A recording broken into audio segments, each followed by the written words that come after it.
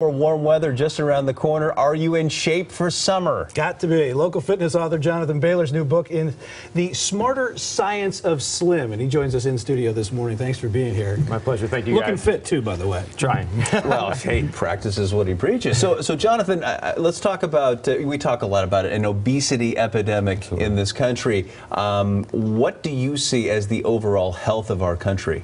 There's no question an epidemic.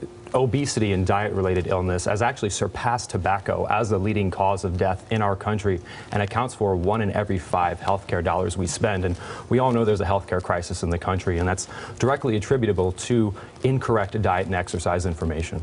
All right, just to break this down for us, you got The Smarter Science of Slim, and which is really kind of an odd thing because eating is so emotional about Absolutely. it, but there's a science to it, and you've got this in your book, and tell us how that's different from all the other books that are out there.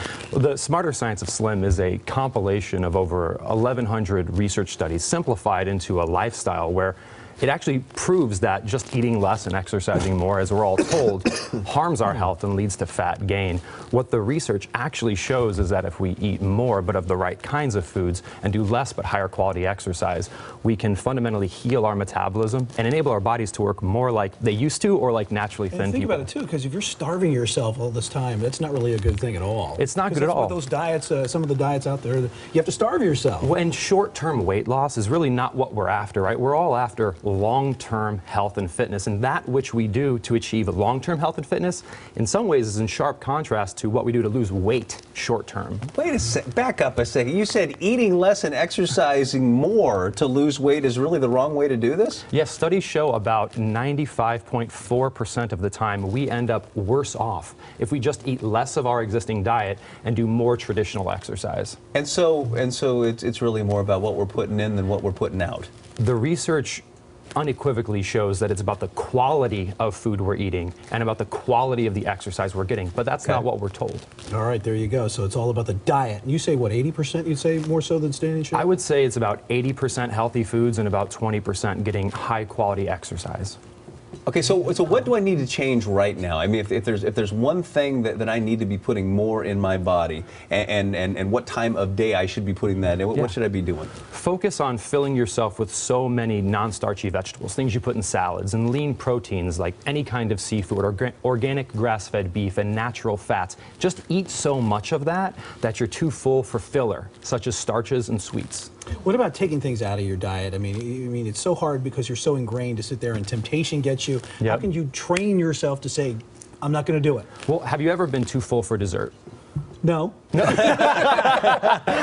Dang it! Oh, my plan is foiled. But no, I mean, really, that's what the research shows, is if we just continuously keep ourselves too full for dessert, and we don't have to be perfect. It doesn't mean we can never have dessert, but if it's a treat, and if otherwise, let's just double down on our vegetables, double down on our lean protein, and enjoy natural fats, and just be too full so that those temptations are easy to avoid. What do we need to eliminate from our diet today?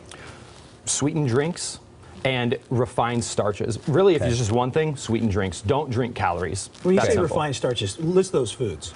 Really, anything that is dry. So think about potatoes, breads, pastas, rices, and then of course anything with sugar, high fructose corn syrup, any kind of caloric sweetener in And it. you can get your carbohydrates from other sources besides those. Yeah, carbohydrates are not bad. There are bad carbohydrates, just like there's bad proteins and bad fats, but getting your carbohydrates from non-starchy vegetables and fruits will have a dramatically positive impact on your health. Okay, so we've done all that. Go ahead. Can we cheat on our diet and still be okay? Well, and you absolutely can, and I hope it's not a diet. It's just eat more of these non-starchy vegetables, lean protein, and natural fats, and then when there's a celebration or when you want to have a treat, do it, but make it something special. Make it a treat. Don't just unconsciously drink soda, or just when you're in the office, grab a donut. Make it a celebration.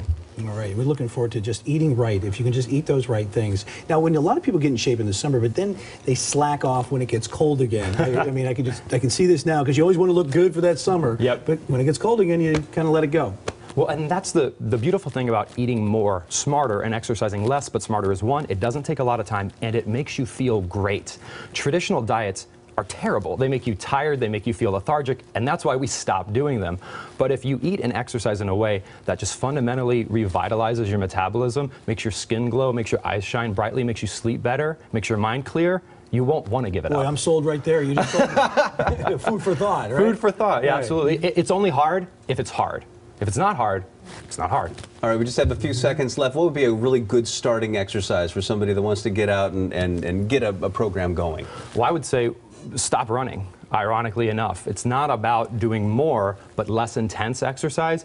It's about finding ways to increase the resistance you're using while exercising, but safely. So if you haven't tried resistance training, try it and do it very slowly. Okay. Well, good stuff. Jonathan Bailor, thank you so much for stopping by. My pleasure. Good to have you. You can find the Smarter Science of Slim and much more info at jonathanbailor.com. Good news, we'll get started on it right away. Oh, just about 40 minutes to go. So people willing to pay a lot of money to watch a good game. Coming up next, the